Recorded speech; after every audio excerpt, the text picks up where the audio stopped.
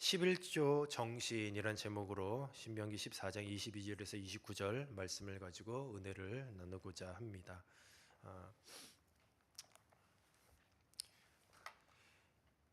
11조에 대한 우리 한국교회 11조에 대한 많은 그 논쟁들이 있습니다. 그 논쟁은 결국은 그 11조를 내느냐 내지 않느냐에 대한 논쟁이죠.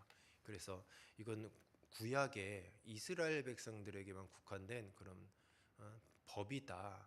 지금 뭐 신약 시대인데 무슨 11조를 내냐 하면서 11조를 거부하는 그런 사람들도 꽤 있는 줄로 압니다. 오늘 이 본문 말씀은 11조에 대한 그 말씀입니다. 말씀을 이제 묵상하면서 또 여러 가지 정보들을 이렇게 보았는데 11조에 대해서 우리가 생각하는 것 이상으로 많은 논쟁들이 있음을 알 수가 있었습니다. 오늘 우리가 보통 흔히 아는 그런 11조는 이제 일반 지파에 속한 백성들이죠. 이스라엘 백성들이 땅을 기업으로 분배받지 못한, 그래서 이스라엘 백성들 사이에 흩어져서 하나님의 일을 하는 그런 책임이 주어진 레위인의 그 생활을 위해서 나머지 백성들이 매년 자신의 소득의 10분의 1을 바쳐야 했었습니다. 그것이 민수기 18장 21절에 기록되어 있어요. 그러면 이 10분의 1을 레위인들이 받아서 그것들을 이제 다 쓰는 것이 아니라 그 받은 것, 레위인이 받은 이제 이스라엘 백성들이 10분의 1을 레위인들에게 이제 주면 그것으로 이제 생활하는데 그 중에 또 10분의 1을 떼어서 제사장들에게 이렇게 바칩니다. 그러면 제사장들이 그것을 통해서 이제 생활을 하겠죠. 근데 이 제사장들도 그것 중에 또 10분의 1을 떼어서 대제사장에게 드립니다. 그러니까 당시에는 아론에게 이렇게 바치는 것으로 그렇게 되어 있었겠죠. 이것이 우리가 아는 그런 11조죠. 그런데 오늘 우리 본문 말씀을 자세히 보면 조금 다른 내용이 추가된 듯한 느낌이 들죠. 뭐 어떤 내용이 이렇게 추가된 것 같습니까? 일단은 여호와께서 그의 이름을 두시려고 택하신 곳에 가서 그곳에 가서 잔치를 배설하는 듯한, 그렇죠? 그런 잔치를 배설하는 게 맞죠. 잔치를 배설하는 그런 내용이 오늘 보니까 이렇게 첨가된 것 같아요. 오늘 본문을 이제 크게 두 가지로 나누면 22절에서 27절까지는 매년 드리는 11조에 대한 말씀이고 28절에서 29절까지는 매 3년마다 드리는 11조에 대한 그런 말씀입니다. 그런데 신명기 26장에 보면 셋째 해에 드리는 그 11조, 그러니까 28절에서 29절에서 이야기하는 이 11조를 두고서는 이렇게 얘기를 해요. 그냥 11조라고 번역하지 않고 70인경에는 이 셋째 해에 드리는 이 11조를 두 번째 11조로 이렇게 번역을 해요. 그러니까 11조를 일반적으로 내는 11조가 있고 28절에서 29절은 따로 띄어서 그것은 두 번째 내는 11조로 그렇게 70인경은 번역을 해 놓았습니다. 그래서 약간 이제 혼동이 될 수가 있잖아요. 그런데 한 가지 더 제가 조금 혼동을 더 드리도록 하겠습니다. 이게 뭐냐면 제1 11조가 있어요. 이것이 뭐냐? 우리가 흔히 아는 그 11조예요. 땅을 분배받지 못한 레위인들에게 일반 백성들이 이제 드리는 그런 11조. 그래서 레위인들에게 또 제사장, 그래서 대제사장에게 10분의 1, 10분의 1, 10분의 1 이런 식으로 전달되는 그런 제1 11조가 있어요. 이것을 제1 11조라고 한다라고 그렇게 얘기를 해요. 근데 왜 거기서 제1 11조라고 명칭을 했냐? 제2 11조가 있다는 거죠. 그 제11조가 무엇이냐 하면은 오늘 이 본문 말씀이 제2 11조다 이렇게 얘기를 하는 겁니다. 그게 무엇이냐면 제11조를 바치고 그 나머지 부분을, 그러니까 10분의 9가 남았는데 거기서 또 10분의 1을 취하여서 성소로 가져가서 잔치를 배설하는 거예요. 그리고 오늘 이 본문 말씀이 제2 11조다라고 그렇게 해석하는 견해들도 있다라는 거죠. 근데 이때 성소가 너무 멀면 헌금을 가지고 가서 성소 부근에서 잔치 예물을 이렇게 돈으로 바꿔서 살 수가 있어요. 그래서 그 잔치에는 너와 내 친척, 그러니까 가족과 친척은 물론 종들까지도 참여할 수 있고 또 성읍에 거하는 레위인도 참여할 수 있었습니다. 그래서 이 제2 11조라고 말하고 또 바꿔서 축제의 11조라고 그렇게 이야기하기도 하는 거예요. 그런데 여기서 끝나는 것이 아니라 오늘 이 본문 말씀을 그러니까 제2 11조로 보는 이제 견해가 있다라는 거죠. 그러면 이 본문 말씀에서 끝나는 것이 아니라 28절에서 29절 이것을 제3 11조로 보는 이제 견해가 있는 거죠.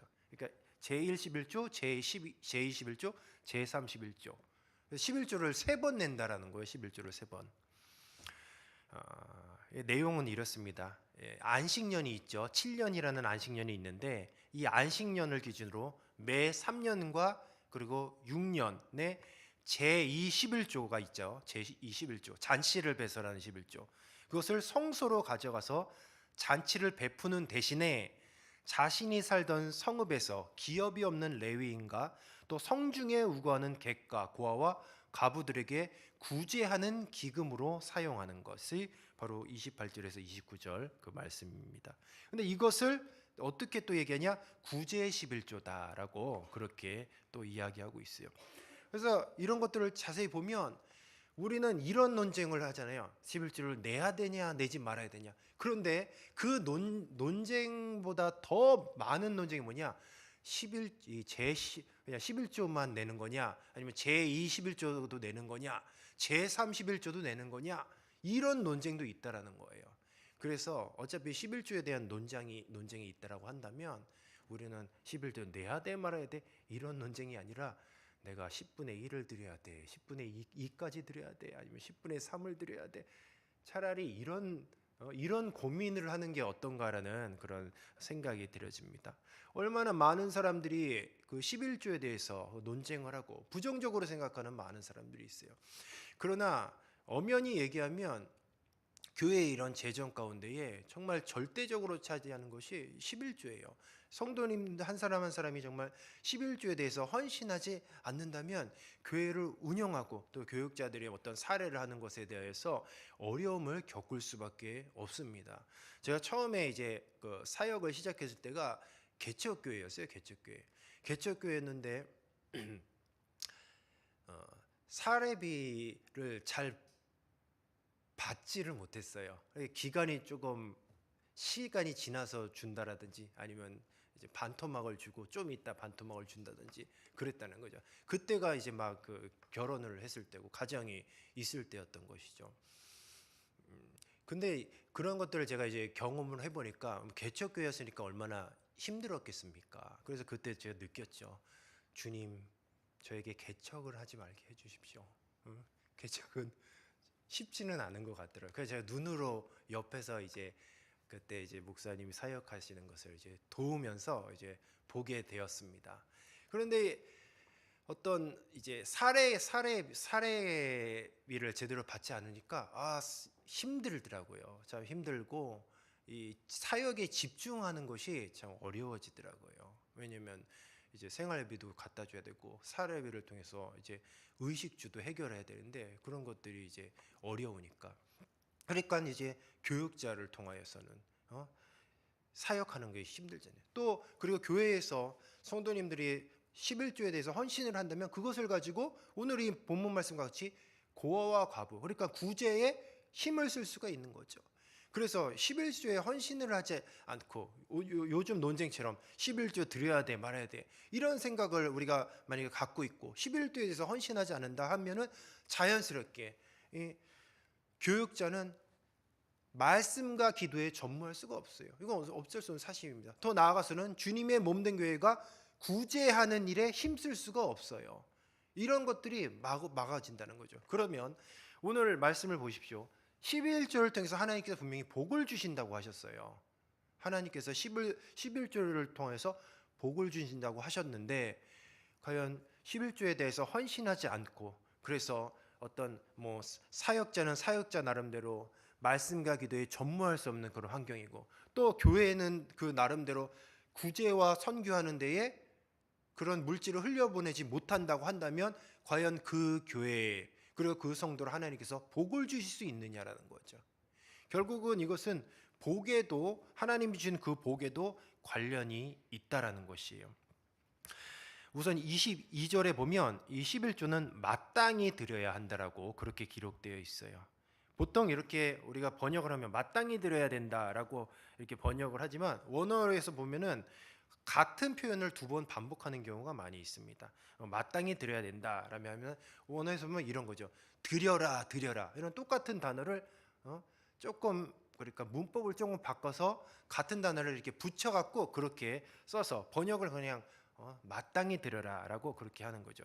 근데 이런 표현이 어떤 표현이냐면 강조하는 표현일 때 이런 표현을 쓰는 거죠. 똑같은 단어를 두 개를 딱 붙여서 써요. 이거 강조하는 표현인데 바로 22절에 마땅히 드리라는 것이 똑같은 단어를 두 개를 붙여서 사용을 했다라는 거예요. 선택이 아니라는 거죠. 필수적이라는 거예요. 오늘날 11조와 관련해 여러 가지 입장과 이슈들이 있는 것이 사실이지만 구체적인 방법을 떠나서 11조의 정신을 실천하며 사는 것이 굉장히 중요한 의무라는 것을 오늘 말씀을 통하여서 분명하게 말씀하고 있습니다. 그리고 23절에 보시면 11조 생활을 통해서 여호와 경외하기를 항상 배울 것이라라고 그렇게 말씀하고 있습니다. 수학을 가능케 하는 분이 바알이 아니고 창조주 하나님임을 기억하고 모든 것이 하나님의 것임을 실질적으로 고백하는 것을 배운다는 거죠. 바로 11조를 내면서. 그러니 바알이나 돈과 힘을 의지하는 것이 아니라 하나님을 의지하고 또 모든 것이 하나님의 것임을 고백하는 그런 하나님을 경외하는 것을 11조를 통하여서 본인이 먼저 11조를 내면서 그렇게 배우고 또 자녀들에게도 그렇게 가르치는 것이죠. 보면 자녀들도 다 같이 그 잔치에 참여하라고 했잖아요. 자녀들도 다 같이 참여해서 잔치를 배설하는데 그럼 자녀들은 먹으면서 아니 엄마 아빠 왜 이렇게 우리 맛있는 거 먹지? 야 이거는 하나님께서 이렇게 우리들에게 복을 주셨기 때문에 우리가 이런 잔치를 배설할 수 있는 거야 하면서 11조에 대해서 그때 이제 설명을 하는 것이죠. 그러니까 11조를 내는 것에 대해서 교육의 차원에서라도 굉장히 중요하다라는 것이죠. 그래서 우리는 마땅히 11조에 대해서 우리 자녀들에게도 잘 가르쳐야 하겠습니다. 11조에 대한 관련된 내용이 창세기 14장에 처음 등장하게 되는데 바로 이 멜기세덱에 대한 본문입니다. 아브라함이 롯을 구하기 위해서 전쟁에 뛰어들고 그로 인해서 소돔을 비롯하여 여러 나라를 구하게 되는 장면이 나옵니다. 이때 살렘 왕 멜기세덱이 아브라함에게 축복하는 그런 창세기 14장 19절 말씀에 보면 하나님을 천지의 주제라고 그렇게 소개하는 장면이 나와요. 아브라함이 11조를 멜기세덱에게 줍니다. 멜기세덱은 물품을 다시 가져가라고 하는데 아브라함은 천지의 주제이신 하나님께 맹세한다면서 물질을 하나도 가져가지 않아요. 그 전쟁의 수확물이죠. 여기서 11조에 관련된 가장 본질적인 그런 부분이라고 할 수 있어요. 바로 모든 것이 하나님의 것임을 고백하며 물질로부터 자유로운 그런 아브라함의 모습을 볼 수가 있습니다. 그 전쟁에 수많은 노획물이 없어도 하나님께서 나를 먹여 살린다는 거죠, 아브라함은. 그러니까 물질에 대해서 자유로운 거예요. 그 물질이 없어도 하나님이 나에게 복을 주실 것이고 하나님이 내 인생을 책임져 주실 것이다. 아브라함은 그런 고백을 통하여서 그 멜기세덱에 다시 그 11조를 이제 멜기세덱이 이렇게 주었던 11조를 거부한다라는 거죠. 전쟁에 포악물이 없어도 하나님께서 그 인생을 책임져 주신다는 바로 아브라함의 믿음이었던 거죠. 바로 이것이 11조의 정신이에요. 11조를 내면서 아유 나 10분의 1이 사라졌네 이것이 아니요. 이 10분의 1이 없어도 하나님은 내 인생을 책임져 주신다는 거죠. 그래서 성도님들 중에는 이렇게 서운하신 분도 있어요. 제가 어느 간증 집회에 딱 갔더니 큰 사업을 하시는 분인데 하나님께 이렇게 서운을 했대요. 하나님 저는 하나님께 10분의 9를 드리겠습니다. 그럼 자기는 10분의 1을 가지고 생활을 한다라는 거죠. 그런데 그 정신이 어디서 왔냐? 11조 정신인 거예요. 자기는 10분의 1만 있어도 하나님이 먹여주시고 입혀주시고 그 인생을 책임져 주시는 믿음이 있기 때문에 그런 고백을 했다라는 겁니다. 저와 여러분도 이런 고백이 있기를 주님의 이름으로 축복합니다. 아멘 안 하시네요. 10분의 9 이렇게 하라고 하시니까. 예. 그러나 하나님이 내 인생을 책임져 주시다는 믿음의 고백이 결국은 11조를 드리는 고백이라는 거죠. 11조를 바쳐야 할 이 목록을 보면 22절에 토지 소산이라고 돼 있죠. 너는 마땅히 매년 토지 소산의 11조를 드실 것이라. 여기서 이 토지 소산이라는 단어가 굉장히 중요합니다. 왜냐하면 이 토지 소산이 무엇이냐? 23절에 나오는 곡식과 포도주와 기름이죠. 그런데 당시 이 말씀을 받을 때가 언제냐? 광야에서 광야. 그러니까 토지 소산을 경험하지 못했는데 하나님께서는 토지 소산을 약속해 주셨다는 거죠. 하나님께서 가나안 땅에 들어가게 하셔서 여러 농산물을 수확하게 하신다는 약속의 성취가 들어있는 말씀인 거예요. 그러니까 주신 것이 하나님의 것이라는 의미로 11조를 드리는 것이지만 또 한편으론 앞으로 주실 것에 대한 믿음의 고백도 바로 11조에 달려 있는 것이죠. 아직 토지 소산이 뭔지도 모르고 농사를 지어 본 적도 없는데 하나님께서 토지 소산을 드리라고 다 그렇게 얘기해요. 왜냐하면 하나님께서 분명히 주실 것이기 때문에. 그래서 이 미래에 대한 믿음의 확신을 가지고 드리라는 것입니다. 그리고 24절에 보면 11조를 드릴 수 없는 자들도 11조를 드릴 수 있는 방법을 상세히 가르쳐 두고 있습니다. 너무 멀고 행루가 어려워서 내 하나님 여호와께 그 풍부히 주신 것을 가져갈 수 없거든. 그러니까 지금 11조를 드릴 수 없는 그런 상황이라 할지라도 주님께서 또 다른 방법을 통해서 11조 낼 수 있는 방법을 이렇게 주시는 거죠. 자, 이것은 무엇을 의미하냐? 이 정신이 중요한 거예요. 뭐냐? 예외 없이 모두가 11조의 정신으로 살라는 거예요. 11조 낼 수 없는 그런 환경일지라도 그리고 좀 어려움이 있을지라도 그래도 하나님께서는 여러 가지 방법을 통해서 11조를 드리는 거죠. 멀어서 이 당시에 11조를 주님께서 이렇게 드리라고 했습니다. 매는 하나님이 정하신 바로 그곳에서 드리라고 했어요. 주님 멀어서 갈 수 없는데요. 멀어서 이 11조 양 끌고 갈 수도 없고 염소 끌고 갈 수 없는데요. 그래 그러면 그냥 와서 돈으로 바꿔서 내라고 주님께서 하신 거죠. 그러니까 그 누구도 예외 없이 모두가 11조를 드리라는 거죠. 26절에 보면 너와 내 건석이 함께 먹고 즐거워할 것이라 라고 말씀하고 있습니다. 여기서 굉장히 새로워요. 이런 것 말씀을 볼 때 11조가 무엇이냐? 하나님 앞에서 먹고 즐거워하는 것이 11조의 의무 중에 하나라는 것이죠. 우리는 주님 앞에 11조 내는 것이 우리의 의무이자 우리의 기쁨이고 또 주님께 드리는 것에 대한 즐거움인 줄로 믿습니다. 억지로나마 인색함으로 내는 것이 아니에요. 11조가 이렇게 기쁨의 축제가 되었다라는 것이에요. 모든 것이 하나님의 것임에도 하나님이 우리를 위해 주셨음을 알고 감사하기 때문에 이렇게 축제를 벌일 수 있었던 것이죠. 그래서 감사한 마음으로 그 기쁨을 다른 사람과 함께 나누었다는 거죠. 그래서 이 당시에 이스라엘 백성들은 11조 매 해마다 11조를 드리는 그날이 축제의 날이었던 거예요. 27절에 보면 레위인을 저버리지 말라는 그런 말씀을 통해 하나님의 것을 하나님의 뜻을 위해 사용함을 또 알려주고 있습니다. 분깃이나 기업이 없기 때문에 성소에서 하나님의 일을 감당하기에 함께 책임을 지라는 것이죠. 또 29절에는 레위인만이 아니라 성중에 거리어는 이방인과 고아와 과부들까지도 배부르게 하라고 그렇게 말씀하고 있어요. 성경 이 전체에서 강조하는 것이 무엇이죠? 특별히 예수님께서도 말씀하시죠. 연약한 자들을 위해서 늘 연약한 자를 기억하라는 거죠. 연약한 자들을 위한 돌봄이 곧 하나님께 드리는 일이라는 것이에요. 그래서 저희 교회도 하잖아요. 우유 구제도 하고 또 여러 가지 이렇게 구조를 하잖아요. 그리고 연탄 봉사도 하고 이런 것들이 무엇입니까? 결국 하나님께서 받으시는 귀한 11조인 줄로 믿습니다.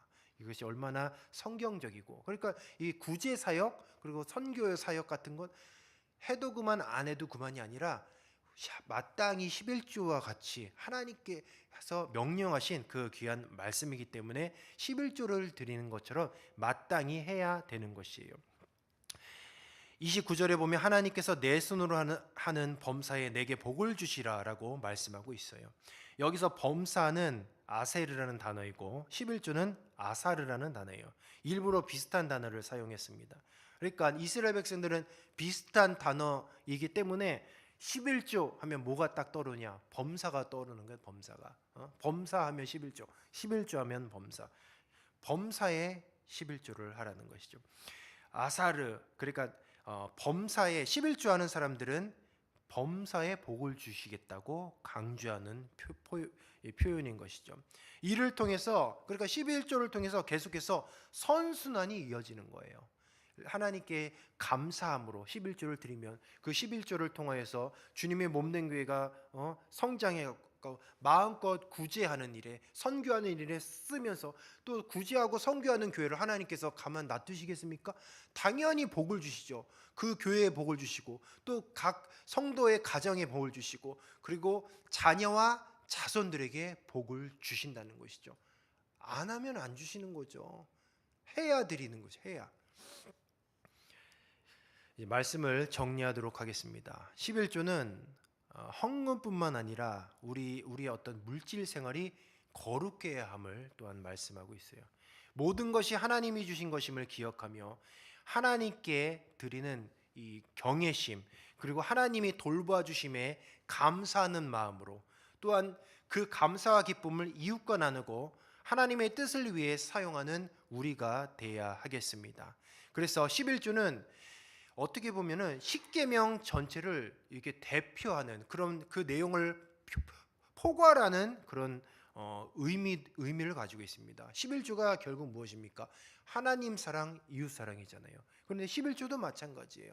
11조도 하나님을 경외하기 때문에 드려야 하고 또 그 11조를 가지고 이웃에게 흘려 보내는 데 사용하는 것이죠.